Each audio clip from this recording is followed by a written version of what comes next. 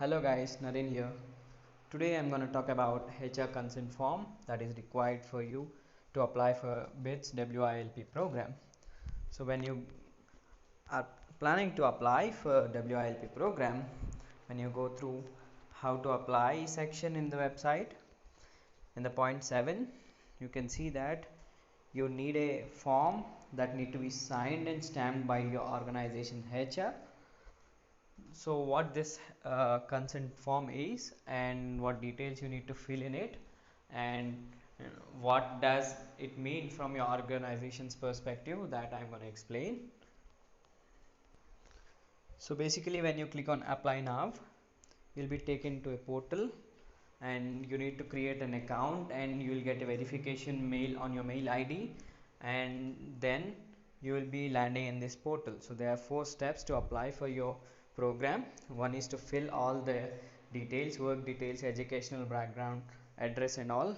So once you fill all the details, you will get a PDF with all details filled in it. So this is where we are going to talk about. In the PDF that they give, there is a HR consent form. So I'm going to open that PDF and explain what a HR consent form is. So this is how the PDF will be. It will be around 6 pages. So first 2 pages will be the details that you fill in the first step of your application. So page number 3 will be your employer consent form or HR consent form. So what details are present in this? The first important detail that you need to see or look into this page is the person who pays the fee. Whether, see, if you see the section, there are 3 options which says organization paying the fee, or employee paying the fee, or organization and employee paying the fee in parts.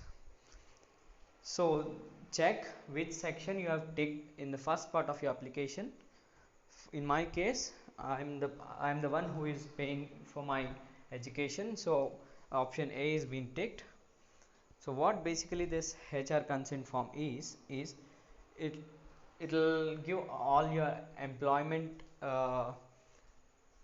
details, which company you are working in, what's your employee ID, what is the date of joining, what field you are into.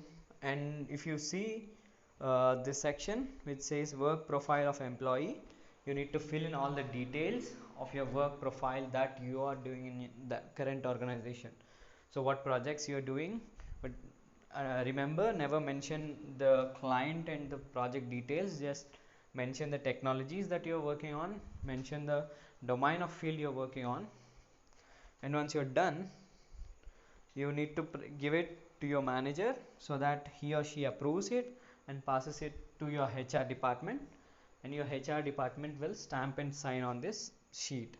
So what basically this sheet is, your HR department and your manager are nominating you for this program, so that you going through this program would increase your knowledge and ability and skill set, and would be helpful for the company in more productive way. So that's what the text is written here.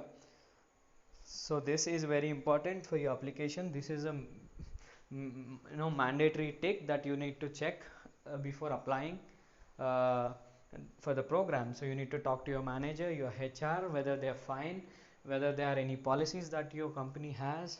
You always check your company policy portal, that if there is a higher education policy, that a company would provide reimbursement or full-time fees for your education, or there is a bond that you need to serve so that they pay the education fees. You need to check all the policies in the portal, talk to your manager, talk to your HR, and get this form signed, because this form is very crucial for your application being approved for WILP program.